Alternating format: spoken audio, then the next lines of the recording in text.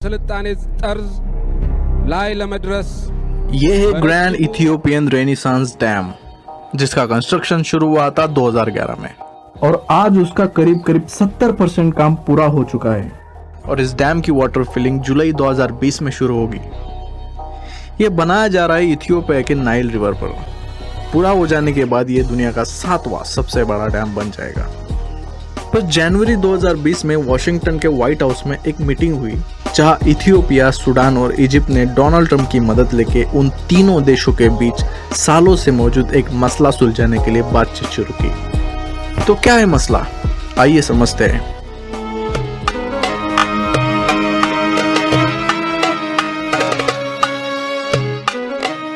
Nile दुनिया की लंबाई में सबसे बड़ी नदी, लगभग 11 देशों से गुजर के और 6,650 किलोमीटर अंतर तय करने के बाद ये नदी मेडिटेरेनियन सी में जाकर मिलती है। दरअसल नाइल दो नदियों के संगम से बनती है, एक है ब्लू नाइल और दूसरी है व्हाइट नाइल। व्हाइट नाइल की शुरुआत होती युगांडा में लेक विक्टोरिया से। लेक विक्टोरिया का फैलाव 3 देशों में से है, युगांडा, तांजानिया और केन्या। व्हाइट नाइल जो साउथ सूडान से होकर सूडान के खार्तूम में ब्लू नाइल से जाकर मिलती है। ब्लू नाइल जो इथियोपिया के लेक ताना से शुरू होकर 1450 किलोमीटर यात्रा तय करने के बाद खार्तूम में व्हाइट नाइल से मिलती है। अगर देखा जाए तो व्हाइट नाइल की लंबाई ब्लू नाइल से ज़्यादा है, पर नाइल नदी का 80% पानी ब्लू नाइल से आता है। एंशियंट टाइम से ही नाइल इजिप्ट और सूडान की लाइफलाइन रही है। अगर आप इजिप्ट के मैप को देखें तो इजिप्ट की सारी पॉपुलेशन और सारा सिविलाइजेशन इजिप्ट के नाइल रिवर के बैंक पे ही बसा हुआ है। इजिप्ट की लगभग सारी हिस्टोरिकल साइट्स नाइल रिवर पर ही बसी है। ग्रीक फिलोसोफर हेरोडोटस ने कहा था कि Egypt is the gift of Nile. African economic instability के बावजूद भी नाइल की वजह से इजिप्ट में प्रॉस्पेरिटी रही है। जहाँ की नाइल का 80% पानी ब्लू नाइल से आता है, तो अगर ब्लू नाइल पे इथियोपिया में कोई डैम बन जाता है तो ये इजिप्ट के लिए डायरेक्ट थ्रेट रहेगा। इथियोपियन सरकार ने कहा है कि वो इस जुलाई में डैम की फिलिंग शुरू करेंगे। इस डैम को भरने में कम से कम 5 और ज़्यादा से ज़्यादा 10 साल लग सकते हैं। पर इथियोपियन गवर्नमेंट ने ये भी कहा है कि वो जितना जल्दी हो सके उतना जल्दी डैम की फिलिंग करें।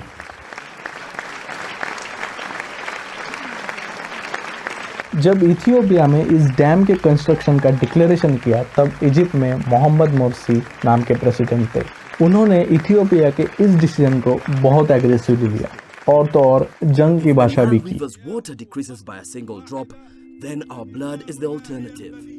उसके बाद के प्रेसिडेंट अब्दुल फतेह सीसी ने भी लगातार इसका विरोध किया।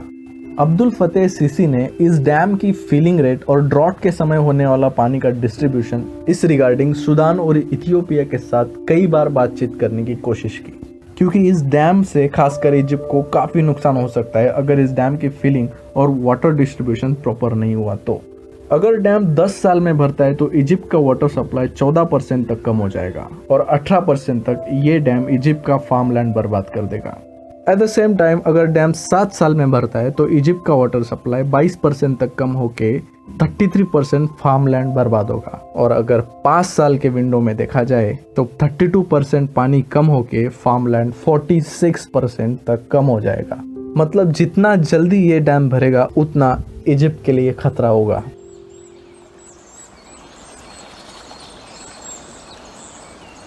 अगर नाइल 11 देशों से गुजरती है तो सवाल तो बनता है कि नाइल पे किसका कितना हक है।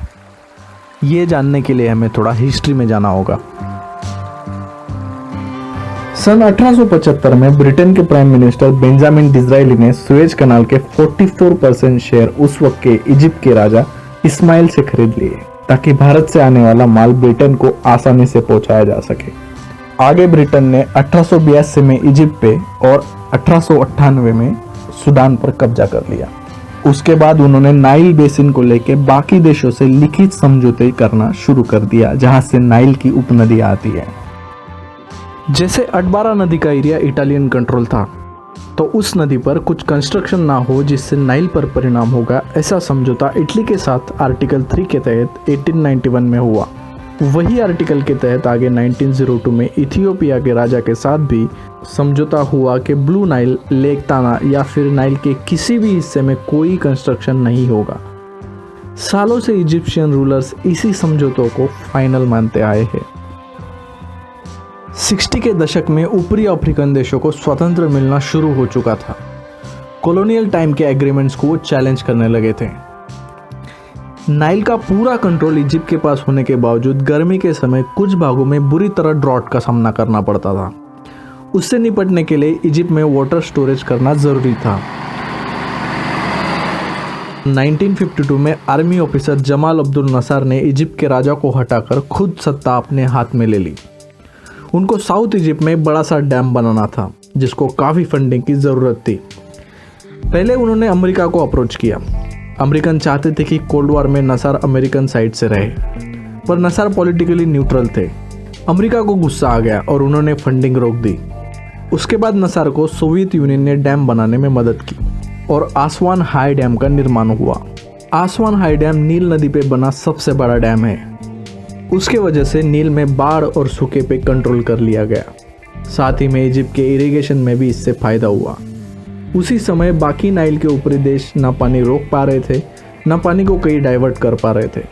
जब इजिप्ट में सोवियत की मदद से आसवान हाई डैम बनना शुरू हुआ था, उसी दौरान अमेरिका ने ब्लू नाइल का सर्वे किया और ग्रैंड इथियोपियन रेनेसांस डैम की साइट को आइडेंटिफाई किया।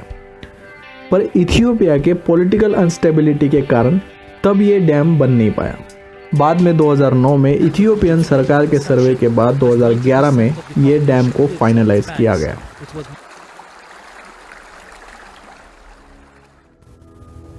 एक तरफ इजिप्ट कहता है कि इजिप्ट को नाइल के अलावा दूसरा कोई वाटर सोर्स नहीं है, तो इथियोपिया ये डैम बना नहीं सकता क्योंकि नाइल पे पहले से ही हक इजिप्ट का ही है। दूसरी तरफ इथियोपिया का मानना है कि उसको अपने डेवलपमेंट के लिए इस डैम को बनाना ज़रूरी है। इजिप्ट नाइल पर पूरा हक नहीं जता सकता। इथियोपिया ने अपने देश में रेबल्स भेजने के इजिप्ट पे आरोप भी लगाए हैं। 2018 में डैम के ऑपरेटिंग मैनेजर सिमेनियू बुकेले का मर्डर भी हो गया। 2019 में इथियोपिया के प्रेसिडेंट एबी अहमद ने कहा कि कोई फोर्स हमें इस डैम को बनाने से रोक नहीं सकती, चाहे जंग ही करनी पड़े। और दूसरी तरफ इजिप्ट ने भी कहा है कि अगर इस डैम से इजिप्ट को कोई नुकसान होता है तो इजिप्ट उसका जवाब देगा। अब जहाँ जुलाई में ये डैम भरना शुरू होगा तो जंग होने के चांसेस को हम डिनाई नहीं कर सकते। अगर आपको ये वीडियो पसंद आया है तो लाइक कीजिए और चैनल को सब्सक्राइब भी कीजिए। Thank you.